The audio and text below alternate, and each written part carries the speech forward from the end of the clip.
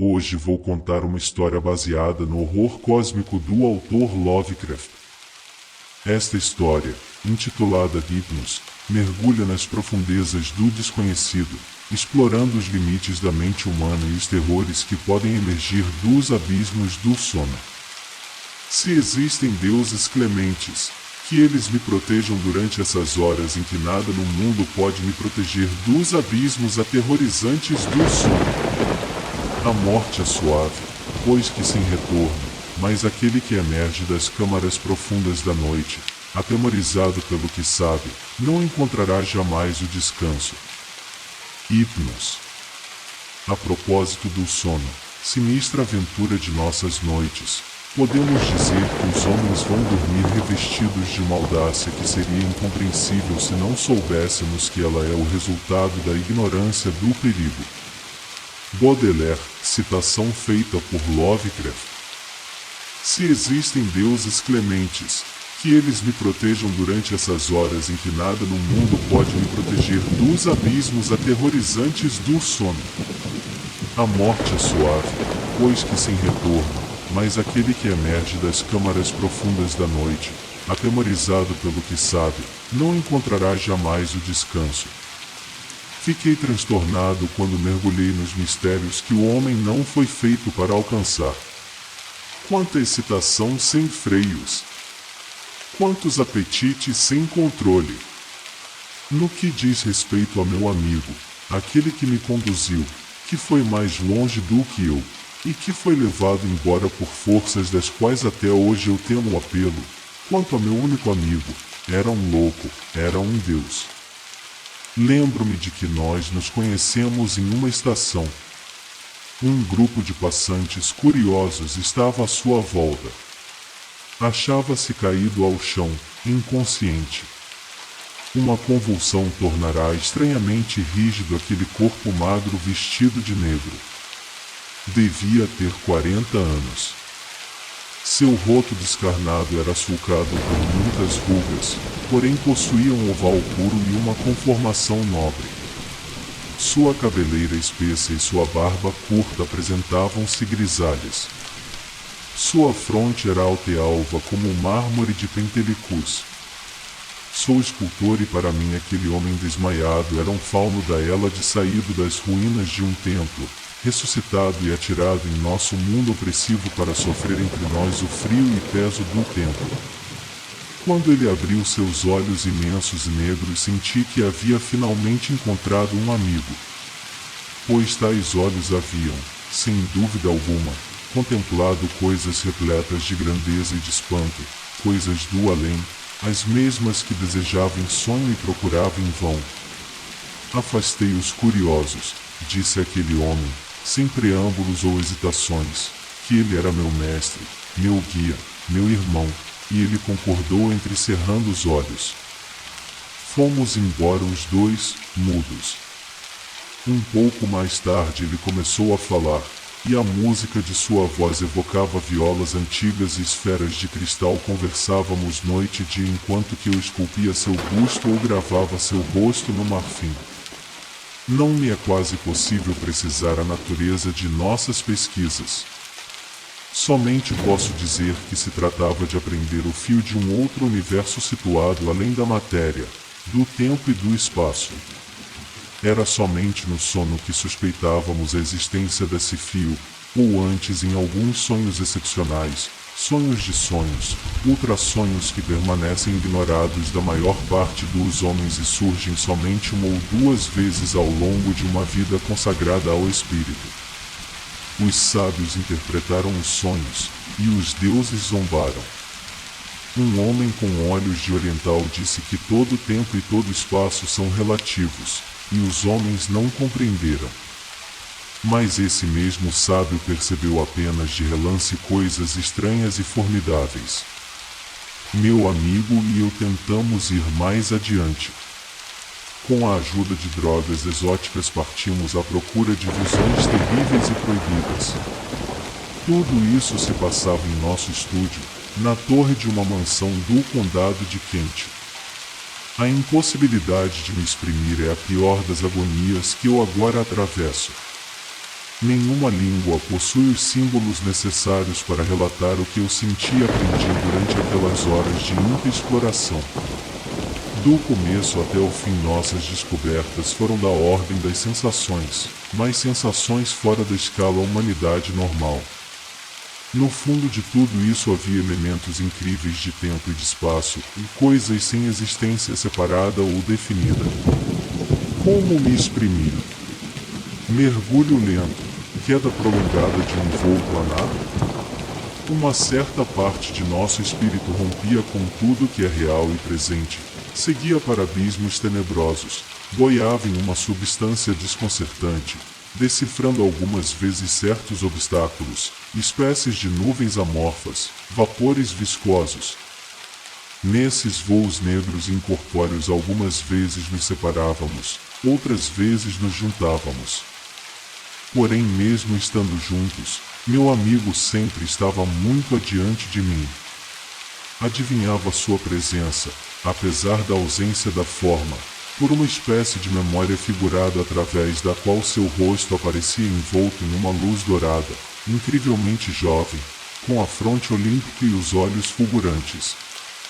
Nós não tomávamos notas e não datávamos nossas experiências, pois o tempo tornará-se para nós simples ilusão. Provavelmente fenômenos estranhos aconteceram, pois eu lembro que chegamos a nos perguntar por que não envelhecíamos mais. Nossas conversações eram cheias de ambições que se assemelhavam a blasfêmias. Um dia meu amigo escreveu um desejo que ele não ousava proferir. Após queimar o papel, olhei através da janela, com temor o céu noturno repleto de estrelas. Ele queria dominar o universo visível e muito além. Um dia a Terra e as estrelas se deslocariam sob seu comando. Um dia ele controlaria o destino de todas as coisas vivas. Afirmo e juro, jamais compartilhei essas aspirações extremas. E se meu amigo disse ou escreveu o contrário, ele se enganou. Chegou um dia em que forças, seres vindos de espaços desconhecidos fizeram-no rodopiar em um vazio sem limites, além do pensamento, além de todas as entidades. Desta vez passamos rapidamente através de obstáculos viscosos, e logo senti que éramos conduzidos para domínios infinitamente longínquos. Meu amigo estava muito adiante de mim nesse estranho mergulho no indizível, no obscuro e no virgem. Eu percebia uma exaltação sinistra na imagem lembrança de seu semblante tão jovem e luminoso. De repente esta imagem apagou-se, eu perdi o contato e fui projetado contra um obstáculo intransponível, nuvem amorfa como as demais, porém mais densa, espécie de massa adesiva, se assim posso exprimir, naquele domínio estranho à matéria. A luta me despertou e abriu os olhos que se pousaram nas paredes de nosso estúdio. Em um canto estava estendido meu amigo sonhador, altivo e belo sob a luz verde dourada que vinha da lua. Ele moveu-se. Queiram os céus poupar-me de ouvir uma segunda vez o que então eu ouvi. Ele gritou, e seus olhos negros, que o medo enlouquecia, banhavam-se no inferno. Desmaiei e foi ele quem mais tarde me ajudou a recobrar a consciência quando teve necessidade de alguém que o ajudasse a afastar de sua alma o horror e a desolação. Foi o fim de nossas pesquisas voluntárias nas cavernas do sonho. Exausto, tremendo e grave, meu amigo, que atravessara a barreira, disse-me que não deveríamos nunca mais tentar penetrar no além. Ele não ousava descrever o que tinha visto. Dali em diante, disse-me ainda, deveríamos dormir o menos possível, permanecer acordados, custasse o que custasse. Ele sem dúvida tinha razão, pois, com efeito, uma espécie de pânico apoderava-se de mim desde que o sono chegava, a partir do momento em que minha consciência se afrouxara. Mas como seria possível deixar de dormir? Após cada sono breve e inevitável, eu me sentia envelhecido e meu amigo muito mais. Em seu rosto que eu tanto admirara, as rugas se multiplicaram a cada minuto que passava. Era terrível, horrendo. Mudamos de vida. Até o momento, meu amigo, que não me contará jamais nem seu nome nem suas origens, tinha vivido como recluso, e de repente não podia mais ficar sozinho, ainda que fosse na minha simples companhia. Era necessário ter à sua volta um grupo de pessoas numeroso e feliz. Pusemo-nos a frequentar os lugares onde a juventude se reunia e lá nossa aparência e nossa idade provocavam sarcasmos. A partir do momento em que as estrelas começavam a brilhar, o medo se apoderava dele e ele lançava olhares inquietos em direção ao céu. Nem sempre fixava o mesmo ponto. No inverno era em direção ao nordeste. No verão, quase acima de nossas cabeças. No outono, voltava-se para noroeste. E no nascer do dia era sempre para o leste. Ao cabo de 2 anos pude compreender que aquele ponto mutável de onde lhe vinha tanta angústia correspondia à constelação Corona Borealis. Agora tínhamos um estúdio em Londres. Não nos separávamos nunca, e nunca mais evocávamos as coisas antigas. Os excitantes que consumíamos para nos manter despertos, uma certa dissolução, a tensão nervosa, tudo isso nos havia consumido. Meu amigo tinha mais cabelos e sua barba encanecera. Quase havíamos vencido o sono em 1 hora, 2 horas no máximo, cada dia. Chegou o mês de janeiro trazendo brumas e uma chuva gelada. Nós não tínhamos mais dinheiro para comprar excitantes, eu não esculpia mais e nós sofríamos muito. Certa noite meu amigo, esgotado, mergulhou em sono profundo de que eu não consegui tirá-lo. Lembro-me de tudo, e nosso triste sótão mergulhado na escuridão, os telhados lavados pela chuva, o tique-tique dos pequeno relógio de parede, os rangidos da persiana e, ao longe o rumor da cidade abafado pela neblina, acima de tudo, aquela respiração que parecia ritmar os esforços, as angústias de um espírito em viagem em direção a esferas proibidas, terrivelmente longínquas. Um relógio bateu as horas em algum lugar, eu estava tenso, perturbado, e meus devaneios repletos de vagos temores regressavam incessantemente a seu centro, o tempo, o espaço, o infinito. Muito além dos tetos, da neblina e da chuva, nos obscuros desertos do cosmo, Corona Borealis surgia noroeste, aquela mesma Corona Borealis que meu amigo parecera temer tanto e cujo semicírculo de estrelas devia cintilar, invisível a nossos olhos, através de abismos intransponíveis. Subitamente minhas orelhas febris foram atingidas por outro som, por um ronronar baixo e insistente, o eco de um clamor monótono e zombeteiro, um apelo que emanava de outros mundos, de muito longe, do Nordeste. Mas não foi aquele rumor sideral que marcou para sempre minha alma, imprimindo nela um terror insondável, e me fez soltar tais gritos que os vizinhos e a polícia correram para arrombar a porta. Não foi aquilo que eu ouvi, e sim o que vi. Pois naquele quarto escuro um facho de luz dourada e vermelha, uma luz fria, atravessou as trevas sem dispersá-las, nasceu no ângulo nordeste e veio posar-se sobre a cabeça daquele que dormia, sobre aquele rosto que então me apareceu idêntico ao da imagem lembrança de nossa última viagem através do espaço, do abismo e do tempo dissociado, imortalmente jovem e sorridente, tomado por uma alegria áspera e maldita, enquanto se abriam as barreiras do insondável.